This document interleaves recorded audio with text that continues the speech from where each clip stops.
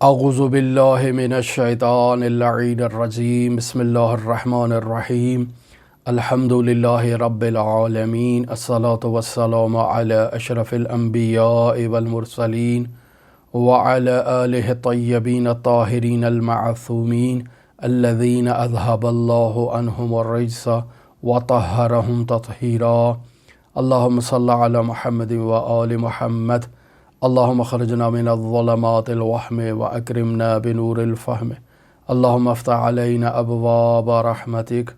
وانشر علینا خزائن علومک برحمتک یا ارحم الراحمین اللہم وفقنا للعلم والعمل بہ۔ عزیزان، ہماری آپ کے ساتھ گفتگو مرحوم آیت اللہ محمد حسین طباطبائی رحمۃ اللہ علیہ کے گراں قدر شاگرد آیت اللہ محمد حسین حسینی طہرانی کی گراں قدر کتاب رسالہ لب اللباب پر جاری تھی، اور ہم اس گراں قدر کتاب سے آج آپ کی خدمت میں 63ویں درس کے ساتھ حاضر ہوئے ہیں۔ گزشتہ درس میں ہماری آپ کے ساتھ جس موضوع پر گفتگو چل رہی تھی وہ اسلام اکبر اور ایمان اکبر تھا۔ ہم نے عرض کیا تھا کہ اسلام اکبر اور ایمان اکبر کو حاصل کرنے کے لیے اور اس مرحلہ سلوکی سے عبور کرنے کے لیے سالک کو علم اور عمل کی ضرورت ہے۔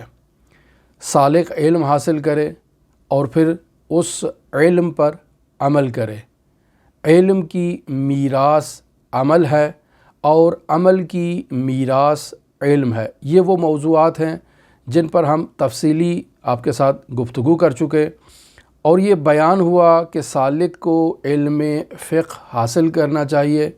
چونکہ عرفان شیعی فقاہتی کی بنیاد فقہ تشیع پر ہے۔ اگر ایک سالک فقہ سے نابلد ہو تو وہ سالک نہیں ہو سکتا ہے۔ لہٰذا اگر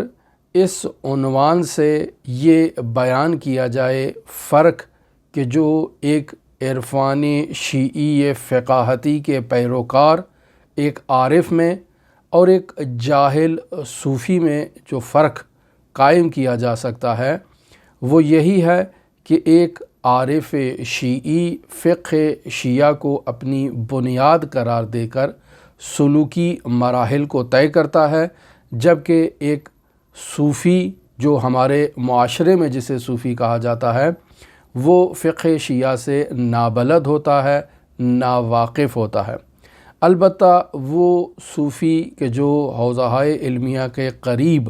زندگی بسر کرتے رہے ہیں، یعنی حوزہ نجف میں یا حوزہ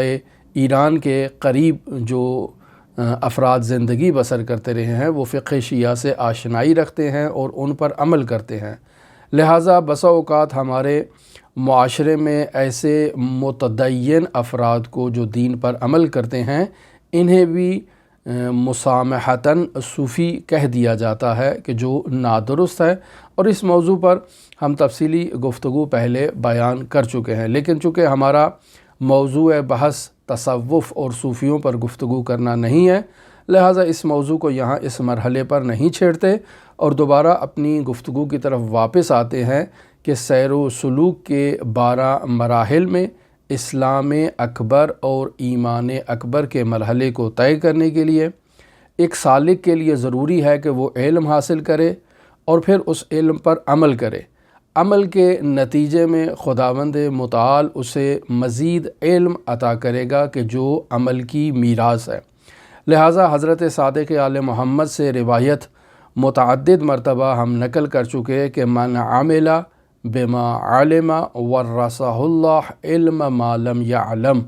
کہ وہ انسان کہ جو عمل کرے گا اس چیز پر جسے وہ جانتا ہے تو خداوند متعال اس عمل کے نتیجے میں اسے وہ علم عطا کرے گا جسے وہ نہیں جانتا۔ پس علم کی میراث عمل اس حدیث میں بیان ہوئی، اور عمل کی میراث علم وہ بھی اس حدیث میں بیان ہو گئی۔ پس سالک ایمان اکبر اور اسلام اکبر کے مرحلے پر علم اور عمل سے علم کے نتیجے میں اس مرحلے پر وہ فائز ہو سکتا ہے۔ لہٰذا اگر سالک یہ چاہتا ہے کہ اسلام اکبر اور ایمان اکبر کو طے کرے، تو جو مراحل ہمارے عرفاء بیان کرتے ہیں وہ مرحلہ بمرحلہ اس طرح سے ہیں کہ پہلے مرحلے میں سالک کو علم حاصل کرنا چاہیے شریعت مقدسہ مطہرہ اسلامیہ کا۔ اسے علم ہونا چاہیے کہ اس کے واجبات کیا ہیں اور اس کے محرمات کیا ہیں۔ واجبات پر عمل کرے اور محرمات کو ترک کرے۔ اس مرحلے پر جب اسے عبور حاصل ہو جائے اور ملکہ حاصل ہو جائے تو اب اس کی کوشش یہ ہونی چاہیے کہ مستحبات کا علم حاصل کرے اور مکروہات کا علم حاصل کرے، مستحبات پر عمل کرے اور مکروہات کو ترک کرے۔ اور اس مرحلے پر جب اسے عبور حاصل ہو جائے اور ملکہ حاصل ہو جائے تو اب باقی جو امور اس کی زندگی میں باقی بچ جاتے ہیں جنہیں مباح کہا جاتا ہے، ان مباحات کو بھی تبدیل نیت کرے، یا مستحب کی نیت میں تبدیل کرے یا مکروہ کی نیت میں تبدیل کرے، اور پھر اس کی زندگی میں یا واجب عمل رہ جائے گا یا مستحب عمل رہ جائے گا اور اس کی زندگی میں کوئی عمل نہیں ہوگا۔ یعنی وہ احکام جو احکام خمسہ کہلاتے ہیں وہ مختصر ہو کے اس کی زندگی میں دو حکم کی صورت میں باقی رہیں گے کہ یا اس کی زندگی میں واجبات ہوں گے یا وہ مستحبات کی صورت میں اپنے اعمال کو انجام دے گا۔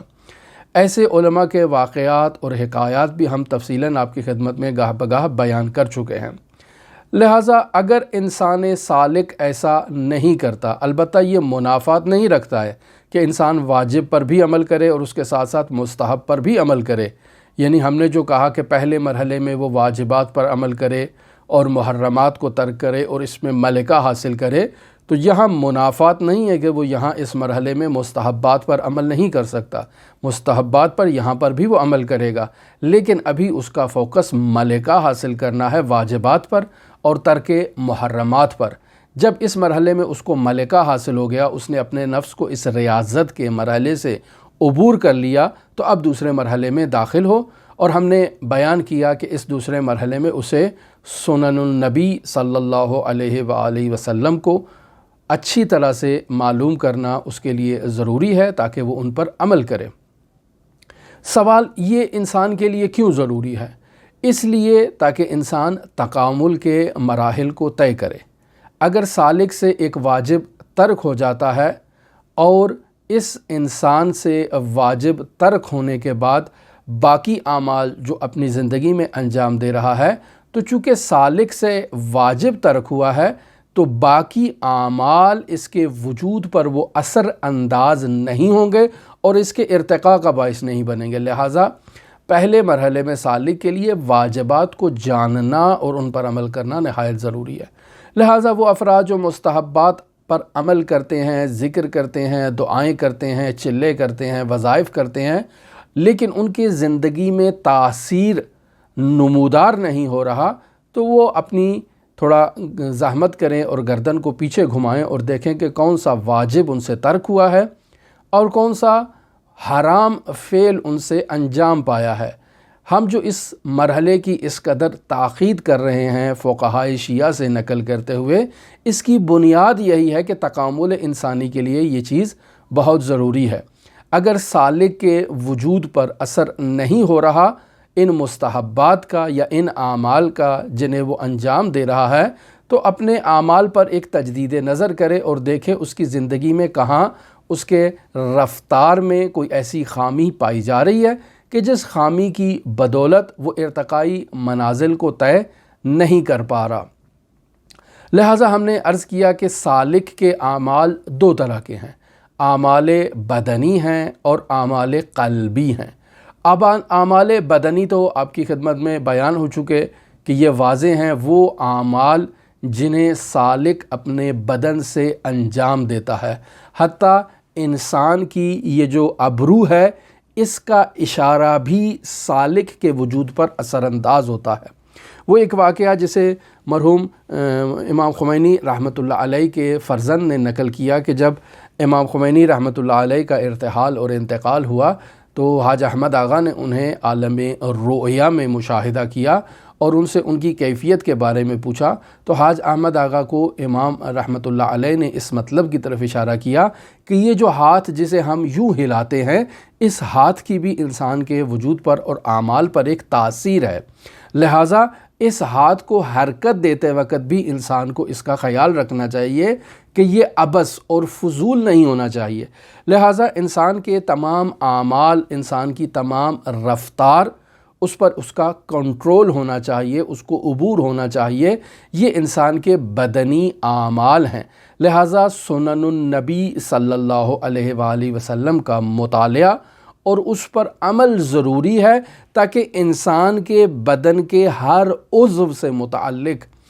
رسول خدا صلی اللہ علیہ وآلہ وسلم کی جو سیرت اور سنت رہی ہے اس پر یہ سالک عمل کرے تاکہ اس حصے کو نور نصیب ہو رسول خدا صلی اللہ علیہ وآلہ وسلم کی سنت پر عمل کرنے کے نتیجے میں، اور پھر وہ ارتقائی مراحل کو انسان کو طے کروائے۔ لہٰذا اگر سالک کسی سنت کی پابندی نہیں کر سکتا تو اسے کوشش یہ کرنی چاہیے کہ حد اقل اپنی زندگی میں ایک مرتبہ اس سنت پر عمل کرے اور اس مستحب عمل کو انجام دے اپنی زندگی میں۔ لہٰذا انسان کے اعمال دو طرح کے ہیں، اعمال بدنی ہیں اور اعمال قلبی ہیں۔ اعمال بدنی بیان ہوئے کہ جو انسان کے بدن سے تعلق رکھتے ہیں، اور اعمال قلبی کا واضح ترین اور بارز ترین مصداق ذکر اور فکر کی صورت میں ہم نے گزشتہ گفتگو میں بیان کیا۔ انسان کے تمام وجود کا امیر اس کا قلب ہے، اور یہ قلب اس کو آمادہ کرتا ہے ہر کام کی انجام دہی کے لیے، لہٰذا اگر انسان اپنے قلب کو ذکر اور فکر پر مصروف رکھے تو انسان ارتقائی مراحل کو طے کر سکتا ہے۔ ذکر کسے کہتے ہیں؟ ہم نے گزشتہ گفتگو میں آپ کی خدمت میں اس کی تعریف بیان کی کہ بطور معمول ان چیزوں کی تعریفیں بیان نہیں کی جاتی ہیں۔ عام روٹین میں، گفتگو میں، لائف میں آپ ان چیزوں کو مشاہدہ کریں تو بہت کم ان کی تعریف کتابوں میں ملتی ہے، لیکن یہاں مفسر قرآن نے تعریف بیان کی ہے اور ان کے شاگرد نے اسے مکتوب کیا ہے۔ ذکر کہتے ہیں کہ انسان کا اپنے قلب کو اسماء و صفات حضرت باری تعالی سے دائماً مصروف رکھنا، یعنی انسان اپنے زبان کے ذریعے سے اپنے قلب کو عادت دے خداوند متعال کے اسماء اور خداوند متعال کی صفات کے مرور پر اور عبور پر، یعنی اپنی زبان سے ذکر لسانی انجام دے اور قلب سے اس ذکر کی طرف توجہ کرے جسے وہ اپنی زبان سے انجام دے رہا ہے۔ مثلا لا الہ الا اللہ، لا الہ الا اللہ، لا الہ الا اللہ، یہ ہماری زبان ہل رہی ہے، آپ اسے مشاہدہ کر رہے ہیں، لیکن اگر میں اپنے ہونٹوں کو بند کر لوں جیسے بالکل خاموش، ایسی کیفیت، اب اس کیفیت میں جس میں انسان کے دونوں ہونٹ بند ہوتے ہیں، اس کیفیت میں بھی انسان لا الہ الا اللہ کا ذکر کرے تو اس کے ہونٹوں کو جنبش نہیں آئے گی، حرکت نہیں ہوگی، اور وہ ایک ذکر میں مصروف رہے گا۔ یہ ایک ایسا خفیف ذکر ہے کہ انسان معاشرے میں ہزاروں کے اجتماع میں بیٹھا ہوا ورد کر رہا ہے لا الہ الا اللہ کا، اور کوئی اس کی طرف متوجہ نہیں ہو رہا، ایسا ممکن ہے۔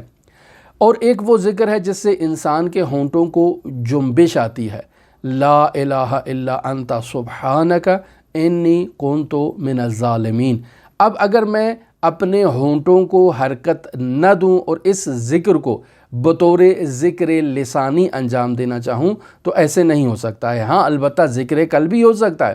کہ میرا قلب دل میں لا الہ الا انت سبحانک انی کنت من الظالمین کا ذکر کرتا جائے اور میری زبان اس پہ حرکت میں نہ آئے، یعنی زبان سے ذکر لسانی نہیں کر رہا ہوں۔ لیکن اگر ذکر لسانی اور ذکر قلبی کو انسان جمع کرنا چاہے اور چاہے کہ اس کے ہونٹوں کو حرکت بھی نہ آئے تو لا الہ الا اللہ ایک بہترین ذکر ہے۔ بس انسان ذکر کرے اور ذکر لسانی ہو، اور ذکر لسانی سے ذکر قلبی بھی ہو، اور اس میں انسان خداوند متعال کے اسماء اور خداوند متعال کی صفات کا مرور کرے، عبور کرے، اور اپنی زبان سے ان کا ذکر کرے، اور زبان کے ساتھ ساتھ اپنے قلب کو بھی اس کی عادت ڈالے، اسے ذکر کہتے ہیں۔ لیکن ایک فکر ہے. فکر کسے کہتے ہیں؟ فکر کہتے ہیں کہ انسان توجہ کرے اور حرکت دے اپنے دل کو خداوند متعال کی آفاقی اور انفسی نشانیوں کے اوپر اور ان کے بارے میں دقت کرے. یعنی کیا مطلب؟ یعنی انسان اپنے قلب کو متوجہ کر رہا ہے اپنے انسانی نفس کو، اس کے افق پر جو خداوند متعال کی نشانیاں موجود ہیں ان نشانیوں کی طرف انسان اپنے قلب کو متوجہ کر رہا ہے. اور انفسی نشانیاں کون سی ہیں؟ یعنی انسان اپنے نفس میں خداوند متعال کی جو نشانیاں پائی جاتی ہیں ان نشانیوں پر توجہ کرے. پس ایک مرتبہ عالم خارج میں موجود نشانیوں پر توجہ کر رہا ہے جو نفس کے افق پر ہے، اور ایک دفعہ نفس کے اندر جو نشانیاں پائی جا رہی ہیں ان نشانیوں پر انسان توجہ کرتا ہے، اور پھر ان نشانیوں کی خلقت پر اور صنع پر توجہ کرتا ہے، اور پھر اس صنع سے صانع تک انسان پہنچتا ہے. یعنی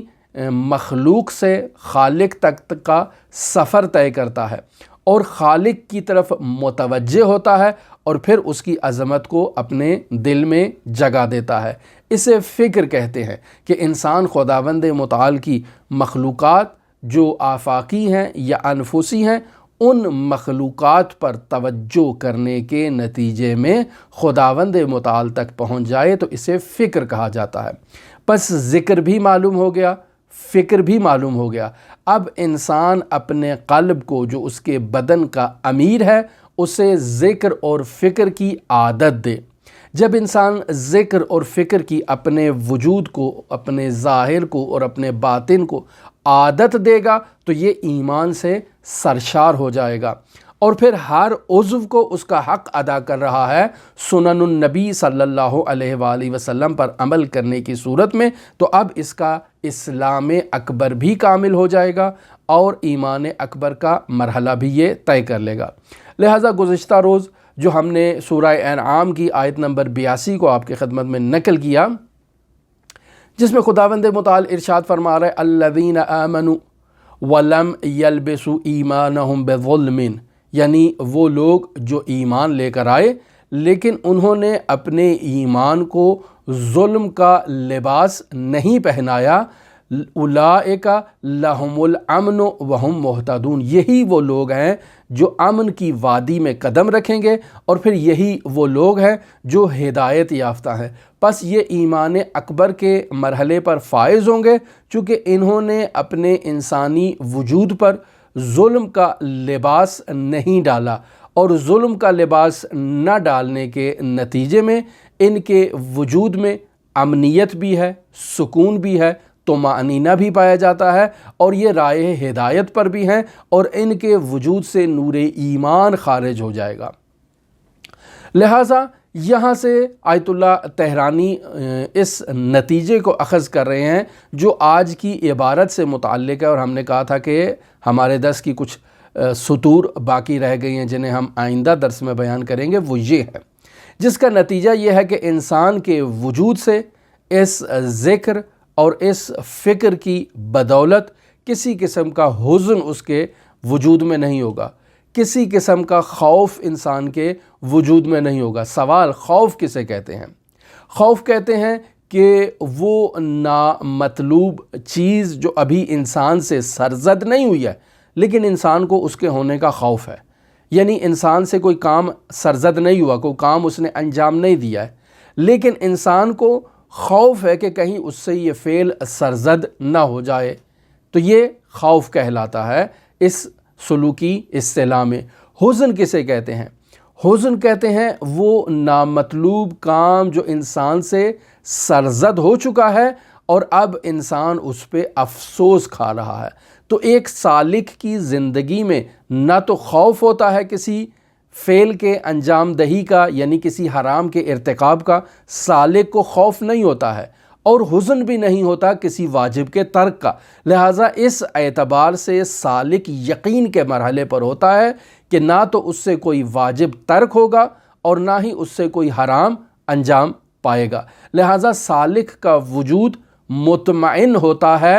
ان واجبات کی ادائیگی پر اور محرمات کے ترک پر۔ سالک کا وجود مطمئن ہوتا ہے مستحبات کی ادائیگی پر اور محرمات اور مکروہات کے ترک پر۔ سالک کا وجود مطمئن ہوتا ہے کہ اس سے کوئی مباح فعل سرزد نہیں ہوگا۔ لہٰذا آیت اللہ طہرانی کی عبارت کی طرف توجہ کریں جو آج سے درس سے متعلق ہے۔ فرماتے ہیں وَنَتِیجَہ مُجَاہِدِ اینست، یعنی یہ سالک جو جہاد کر رہا ہے، اس جہاد کا نتیجہ کیا ہے کہ علاوہ بر آن کے در صراط مستقیم قرار گرفتے یہ سالک سیدھے راستے پر ہے۔ اس سیدھے راستے پر ہونے کے علاوہ ایمن شدے یہ امان میں ہے، وَاَز دست برد شیاطین محفوظ خواہد ماند، یعنی اب یہ امن کی وادی میں داخل ہو چکا ہے اور اب شیطان اس سالک پر کسی قسم کا حملہ نہیں کر سکتا ہے، اس سالک پر اپنا کنٹرول قائم نہیں کر سکتا ہے، اور یہ سالک اس شیطان کے حملوں سے اب امان میں ہے۔ لہٰذا آپ دیکھیں سورہ یونس کی آیت نمبر 62 اسی سالک کے متعلق ہے کہ الا ان اولیاء اللہ لا خوف علیہم ولا هم یحزنون، کہ آگاہ رہو، متوجہ رہو کہ ان اولیاء اللہ، کہ وہ جو اللہ کے ولی ہیں،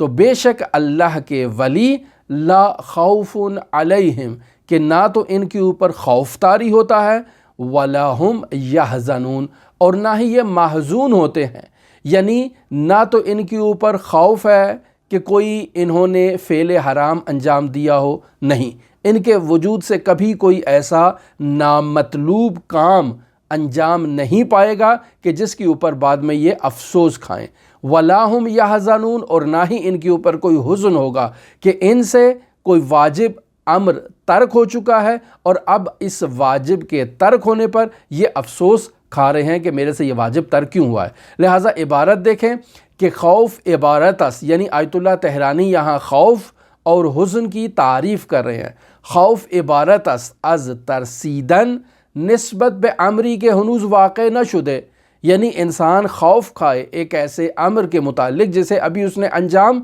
نہیں دیا ہے، وقوع آن مترقب و مورد اشمئزاز و ناراحتی انسان است، کہ اگر وہ فعل انسان سے سرزد ہو جائے تو انسان اپنے نفس سے نفرت کا اظہار کرے گا، بیزاری کا اظہار کرے گا، جیسے زنا ہے، جیسے شرب خمر ہے۔ ایک سالک شرب خمر نہیں کرتا ہے، اس نے شراب نہیں پی ہے،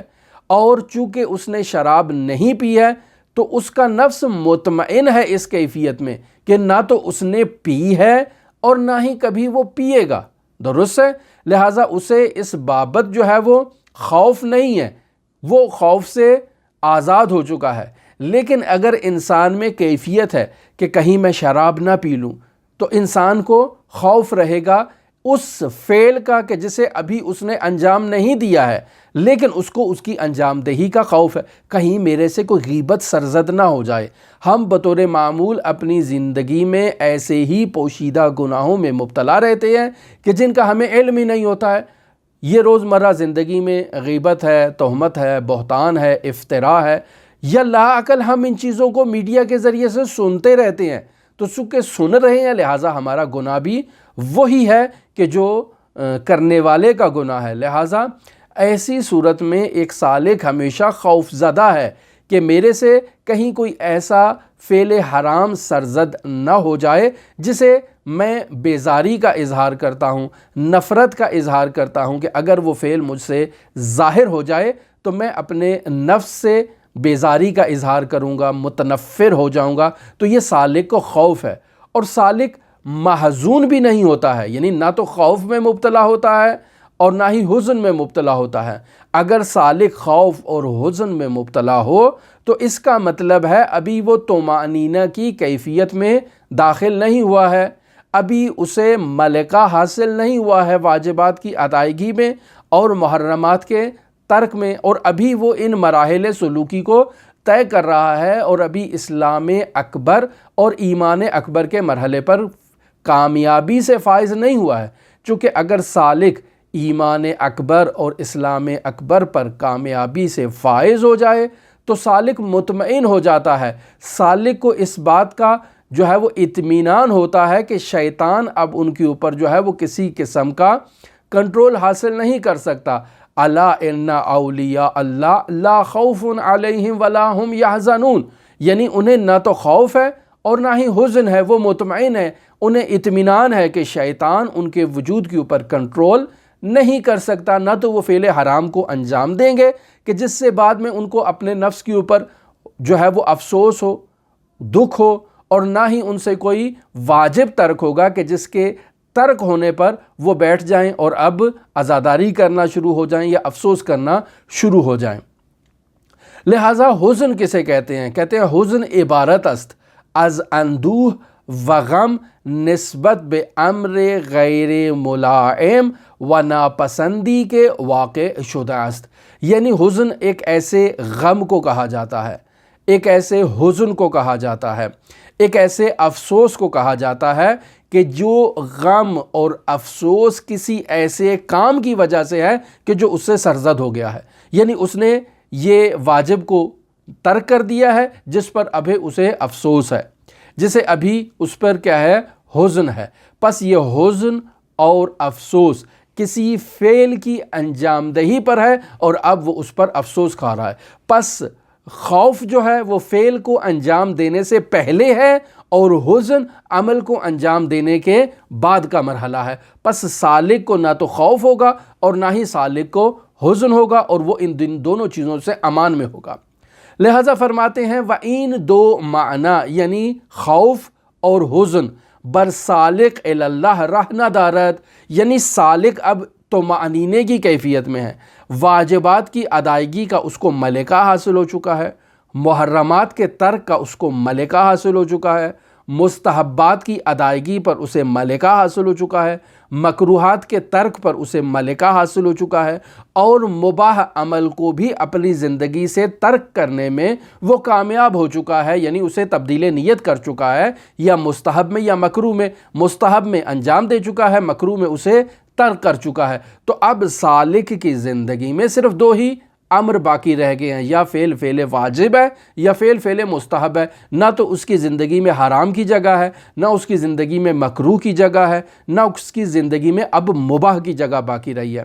تو بس سالک جب اس کمال کے مرحلے پر فائز ہو جاتا ہے، اسلام اکبر اور ایمان اکبر کے مرحلے کو کامیابی کے ساتھ عبور کر لیتا ہے، تو اب یہ طمانینے کی کیفیت میں ہے، اور اس سالک پر نہ خوف آئے گا، نہ حزن آئے گا، اور نہ ہی شیطان اس کے اوپر کنٹرول حاصل کر سکتا ہے۔ لہٰذا فرما رہے ہیں ان دو معنی یعنی خوف و حزن بر سالک اللہ رہ نہ دارت، یعنی یہ دو معانی سالک اللہ کے وجود میں ان کی کوئی گنجائش نہیں ہے۔ کیوں؟ زیرا سالک کار خود را بخدائے خود یکسر نمودے، چونکہ سالک اللہ نے اپنا خدا کے ساتھ جو معاملہ ہے وہ درست کر لیا ہے اور اپنا کام درست کر لیا ہے، غیر از خدا مقصد و مقصودی نہ دارت، یعنی سالک کا مقصد خدا کے علاوہ اور کوئی چیز نہیں ہے، اس کی منزل گاہ صرف اور صرف خدا ہے اور اس نے اسی جگہ پر پہنچنا ہے۔ نہ از فوت امر غیر منتظرئی در حزن و نہ از وقوع امر غیر مترقبی در خوف خواہد بود، یعنی نہ تو اس سالک کو حزن ہے اور نہ ہی اس سالک کو خوف ہے۔ حزن عمل کو انجام دینے کے بعد ہوتا ہے اور خوف عمل کو انجام دینے سے پہلے ہے، نہ تو اس کو حزن ہے نہ اس کو خوف ہے۔ لہٰذا اس اعتبار سے یہ سالک یقین اور اطمینان کے مرحلے پر پہنچ چکا ہے۔ لہٰذا فرماتے ہیں اینجا جائے یقین است کہ جب سالک کے وجود پہ نہ تو حزن ہے نہ خوف ہے، اور حزن و خوف کی کیفیت سے یہ سالک عبور کر چکا ہے، تو اب یقین کے مرحلے پر فائز ہوگا کہ خداوند واجدان آن را بے اولیاء خود تعبیر فرمودے، یعنی وہ افراد کے جو مقام یقین پر فائز ہوتے ہیں، وہ افراد جو اطمینان کی کیفیت میں فائز ہوتے ہیں، ایسے افراد کو خداوند متعال اپنا اولیاء اور اپنا ولی قرار دیتا ہے۔ حضرت سید الاوصیاء امیر المؤمنین علی ابن ابی طالب علیہ آلاف التحیت و ثنا اسی مطلب اور اسی مرحلے کی طرف اشارہ فرما رہے ہیں۔ وَيُشِيرُ إِلَى ذَلِكَ، یعنی اشارہ کیا ہے اسی مطلب کی طرف، ما اس چیز نے، قالہ کہ جس چیز کو بیان کیا ہے امیر المؤمنین علیہ السلام نے۔ کیا فرماتے ہیں؟ ابصرا طریقہ، یعنی سالک نے اپنا راستہ دیکھ لیا ہے، وسلک سبیلہ،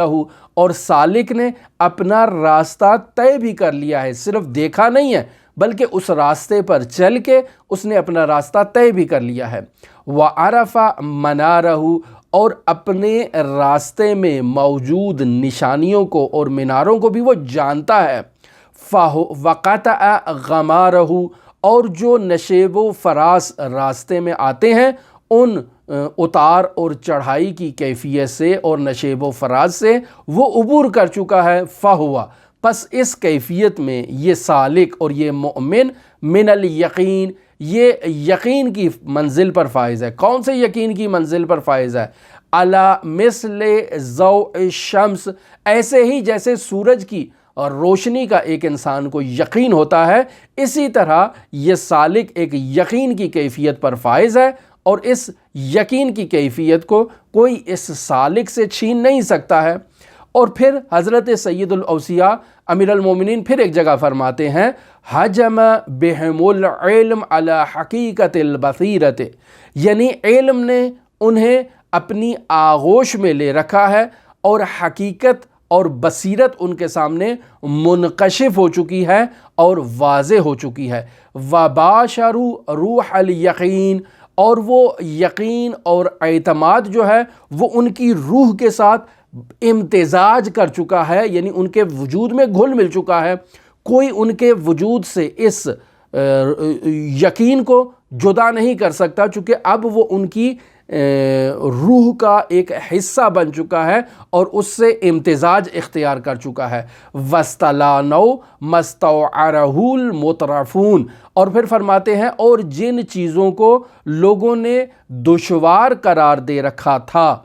ان لوگوں کے لیے اب یہ سہل و آسان ہے۔ یعنی ہم سمجھتے ہیں کہ واجبات پر ان کو ادائیگی میں انسان ملکہ حاصل نہیں کر سکتا ہے، ان لوگوں کے لیے آسان ہے اور انہیں ملکہ حاصل ہو چکا ہے۔ لوگ تصور کرتے ہیں کہ محرمات کو ترک کرنے میں انسان ملکہ حاصل نہیں کر سکتا ہے، یہ اس مرحلے سے بھی عبور کر چکے ہیں۔ اسی طرح مستحبات کی ادائیگی پر بھی انہیں ملکہ ہے، مکروہات کو ترک کرنے میں بھی انہیں ملکہ ہے، اور اسی طرح سے مباحات کو بھی تبدیل نیت کر کے مستحب میں بدل کے اسے انجام دینے میں بھی انہیں ملکہ حاصل ہو چکا ہے۔ لوگ سمجھتے ہیں کہ ایسی چیزیں محال ہیں، لیکن ان سالکوں کے لیے، ان مؤمنین کے لیے، ان عرفاء کے لیے، ان اللہ کے نیک بندے مؤمنوں کے لیے ایسی کوئی چیز مشکل نہیں ہے۔ وَآنِسُوا بِمَا اسْتَوْحَشَ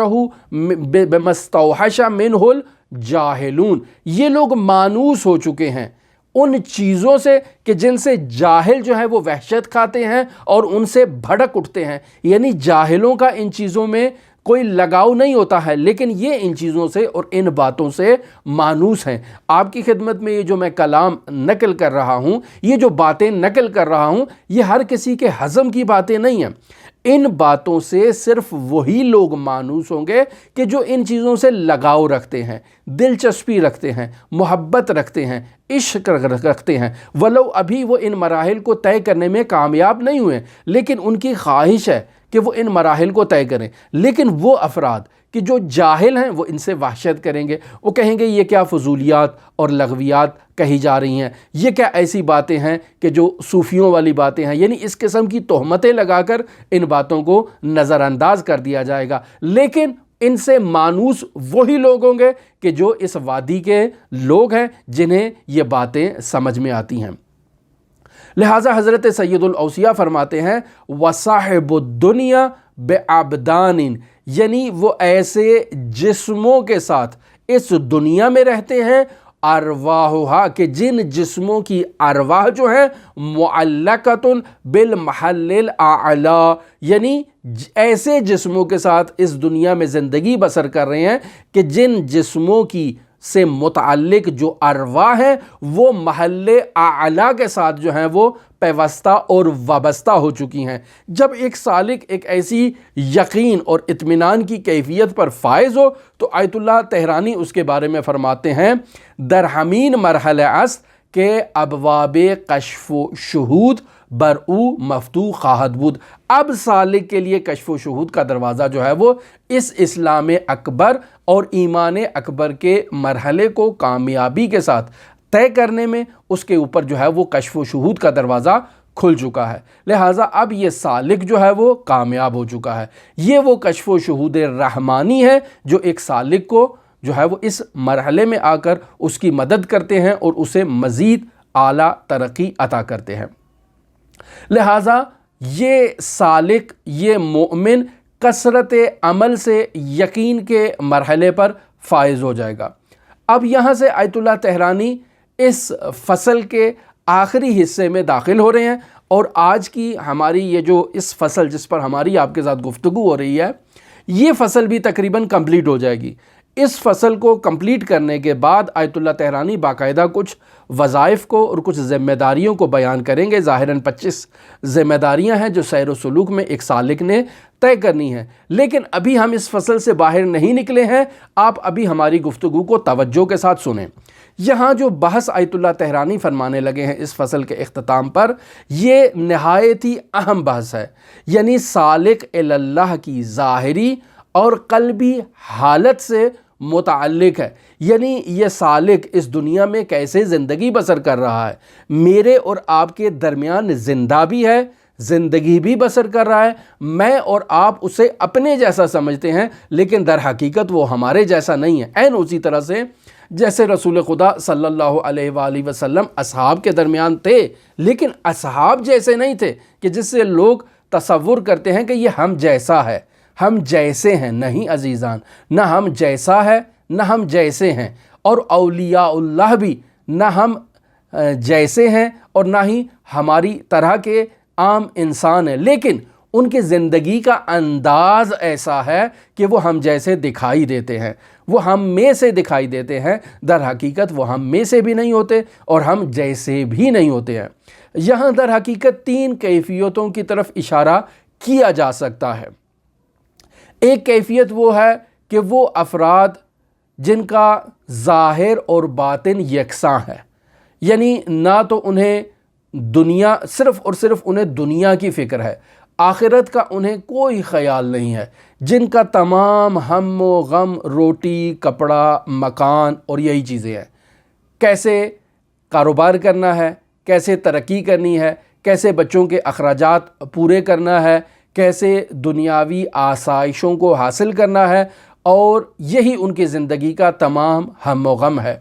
آپ ان کی محفل میں اگر 5 منٹ بھی بیٹھ جائیں تو اس 5 منٹ میں دنیا کے علاوہ اور کوئی بات نہیں ہوگی، صرف دنیا ہی دنیا کے بارے میں گفتگو کی جائے گی کہ تیل مہنگا ہو گیا، بجلی مہنگی ہو گئی، اتنا ٹیکس حکومت نے ہمارے اوپر بڑھا دیا ہے، اب ہم کیا کریں گے، ہماری کمائی اتنی ہے، ہماری تنخواہ اتنی ہے۔ یہ جو جمع تفریق آج کل ہمارے معاشرے میں کی جاتی ہے، ہم اس کی نفی نہیں کر رہے ہیں، یہ مہنگائی ہے، یہ مسائل ہیں، ان سے انکار نہیں کر سکتا کوئی، وہی آدمی کر سکتا ہے کہ جو اس دنیا سے بالکل بے خبر ہو اور جس کا اس دنیا سے کوئی تعلق ہی نہ ہو، جو غاروں میں زندگی بسر کرنے والا ہو، جس نے نہ کبھی بجلی دیکھی ہو، نہ کبھی تیل دیکھا ہو، نہ کبھی پیٹرول دیکھا ہو، اور ان چیزوں سے اس کا کوئی سروکار نہ ہو، کوئی ایسا ہی شخص ہوگا جو ان سے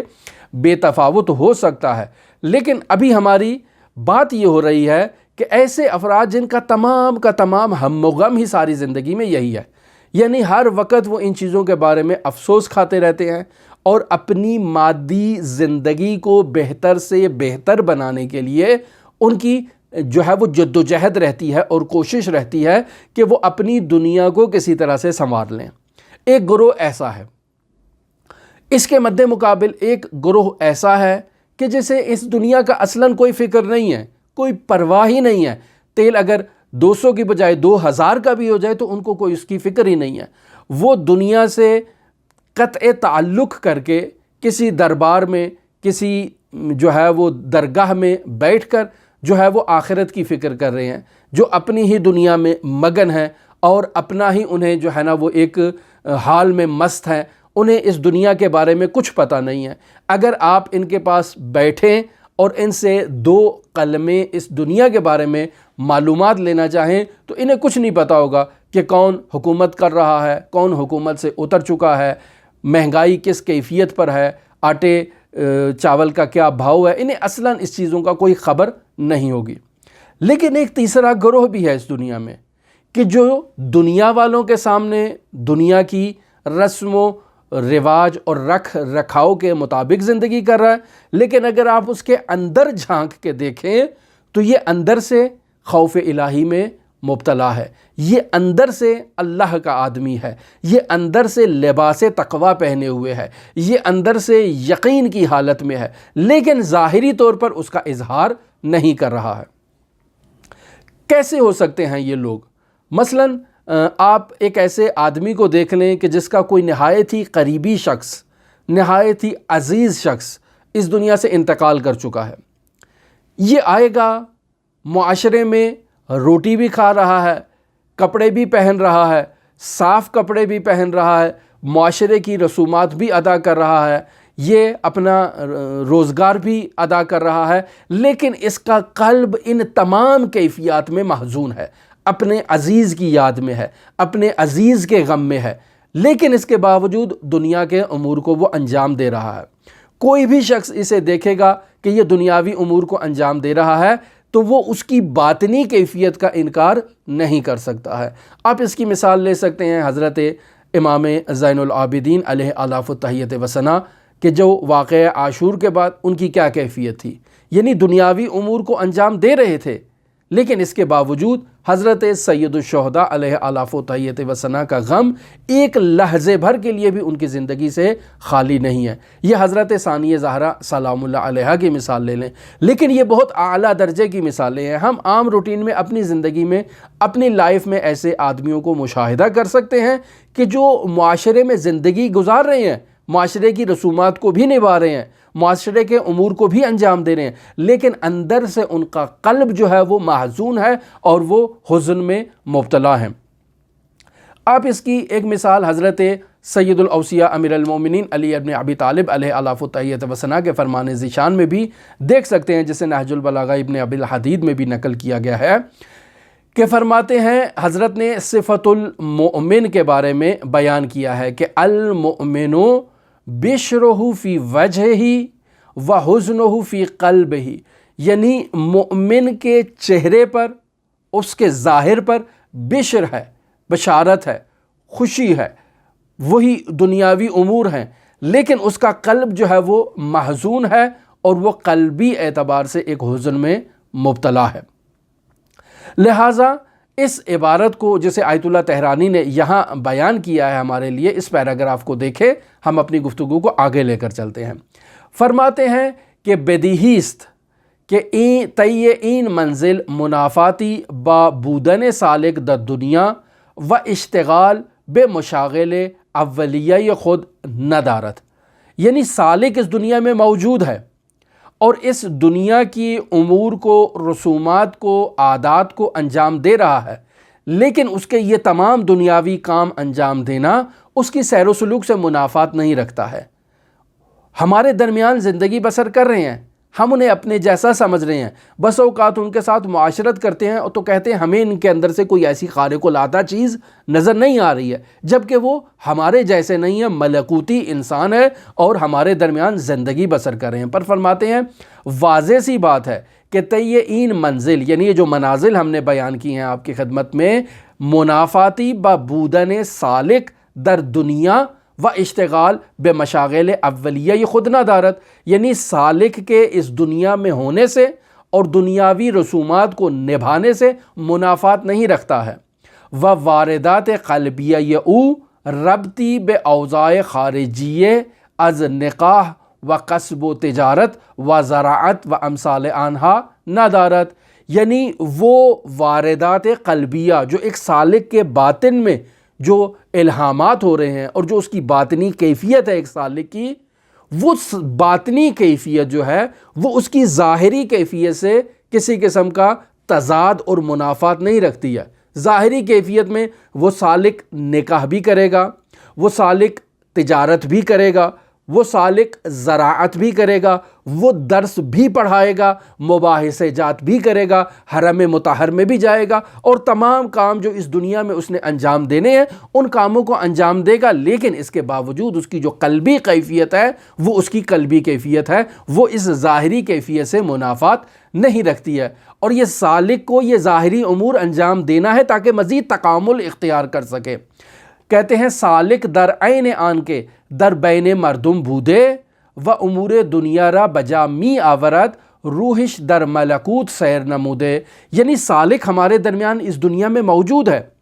اور دنیاوی کاموں کو انجام دے رہا ہے۔ ہمارا ایک تصور یہ ہے کہ یہ تارک دنیا ہوگا، روحانیت اختیار کیے ہوگا، نہیں، یہ تارک دنیا بھی نہیں ہوگا، روحانیت بھی اختیار کیے ہوئے نہیں ہے، اس دنیا میں موجود ہے، اس دنیاوی امور کو انجام بھی دے رہا ہے، لیکن اس کے باوجود اس کی روح کا رابطہ جو ہے وہ ملکوت سے ہے، اور یہ ملکوت کی سیر کر رہا ہے اور ملکوتیوں کے ساتھ اس کا حشر و نشر ہے۔ یہ ملکوتیوں کو مشاہدہ کر رہا ہے، ملکوتیوں سے گفتگو بھی کر رہا ہے، لیکن اس کے باوجود ظاہر میں ہماری طرح ایک عام عادی کی طرح یہ زندگی بسر کر رہا ہے۔ مثال آیت اللہ تہرانی وہی دے رہے ہیں جو ہم نے ایک دی، اسی کے مشابہ مثال ہے، مثل چنین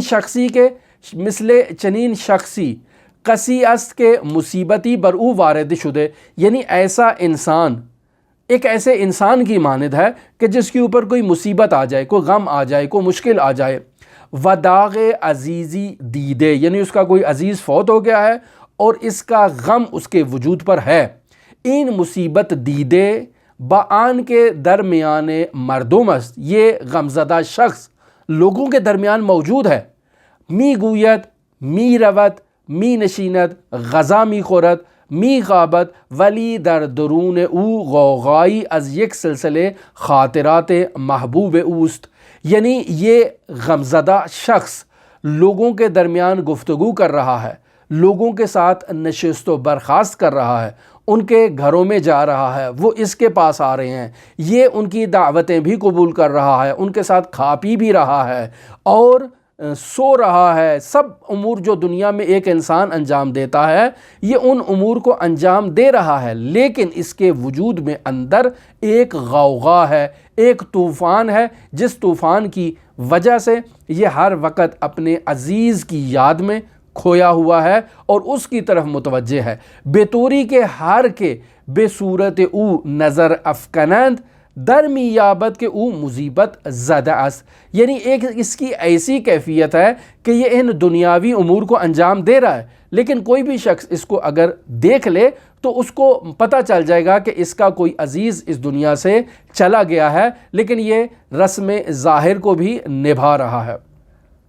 سالک راہ خدا در عین اشتغال بے امور طبعی یک رشتے ارتباطات و اتصالی با خدائے خود دارد، یعنی وہ سالک جو راہ خدا میں سفر کر رہا ہے وہ ان مادی اور دنیاوی امور کو اور ان دنیاوی تعلقات کو نبھا رہا ہے، لیکن اس کے باوجود اس کا تعلق جو ہے وہ ملکوت سے قائم ہے اور وہ خداوند متعال سے رابطہ قائم کیے ہوئے ہے اور خداوند متعال سے دائماً متصل ہے۔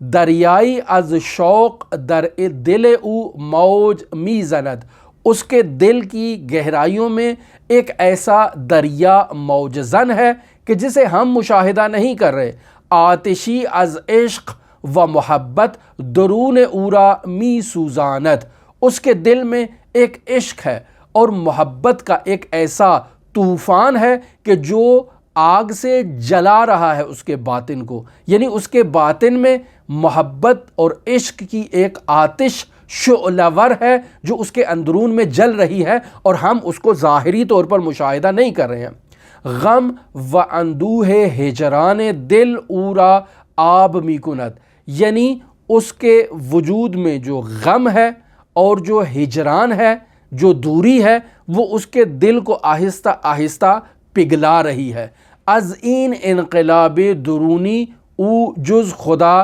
کسی خبر نہ دارد، اس کے وجود کے باطن میں کیا غوغا ہے، کیا انقلاب ہے اور کیا طوفان ہے اور کیا آگ جل رہی ہے، اس کی خدا کے علاوہ اور کسی کو خبر نہیں ہے۔ ولی ہر کس بے صورت او نظر کند، جو کوئی بھی اس کے چہرے کو دیکھے گا، اجمالاً می یابد، اس کو معلوم ہو جائے گا بطور اجمال کہ عشق خدا و حق پرستی و توجہ بے حضرت مقدس اورا چنین نمودے، یعنی جو بھی اس کے چہرے کو دیکھے گا وہ اس بات کی طرف متوجہ ہوگا کہ یہ شخص عشق خدا میں مبتلا ہے، حق پرست ہے، یعنی حق کو پرستش کر رہا ہے اس حق کی، اور حق کی طرف متوجہ ہے، اور وہ حق کون سا ہے؟ حضرت احدیت ہے، حضرت خدائے متعال ہے۔ یہ اس کے عشق میں، اس کی محبت میں اور اس کے شوق میں ہمیشہ مبتلا ہے اور خود کو اس سے متصل کیے ہوئے ہے۔ لہٰذا یہاں آیت اللہ طہرانی ایک نہایت ہی خاص موضوع کو ڈسکس کرنا چاہ رہے ہیں کہ جس کو بیان کرنے کے لیے ایک مقدمے کی ضرورت ہے، لہٰذا ہم سمجھتے ہیں کہ یہ آئندہ گفتگو نہایت ہی اہم ہے۔ ابھی یہ فصل ختم نہیں ہوئی ہے، آپ ہمارے ساتھ رہیے گا، اور آئندہ کی گفتگو جو حضرات ائمہ معصومین علیہم الصلاۃ والسلام سے متعلق ہے، اسے ہم کل آپ کی خدمت میں بیان کریں گے۔ آپ دلچسپی رکھتے ہوں تو ہمارے ساتھ رہیے گا۔ ہماری دعا ہے کہ خداوند متعال ان نورانی معارف کو سمجھنے کی ہمیں صلاحیت دے، توفیق دے، ہمارے اندر وہ جذبہ پیدا کرے کہ جس سے ہم سالک الی اللہ بن جائیں۔ حضرت صاحب العصر والزمان کو خداوند متعال ہم سے راضی و خوشنود فرمائے، حضرت صاحب العصر والزمان کے ظہور میں تعجیل فرمائے، ہمیں حضرت کے اعوان و انصار میں سے شمار فرمائے۔ آپ تمام دیکھنے والوں کے لیے حضرت علی ابن موسیٰ الرضا علیہ آلاف التحیت و ثنا کی نورانی بارگاہ میں دعا گو بھی ہیں اور نائب الزیارہ بھی ہیں۔ آپ بھی ہمارے لیے دعا کریں۔ اللہم صلی علی محمد و آل محمد وعجل فرج قائم آل محمد۔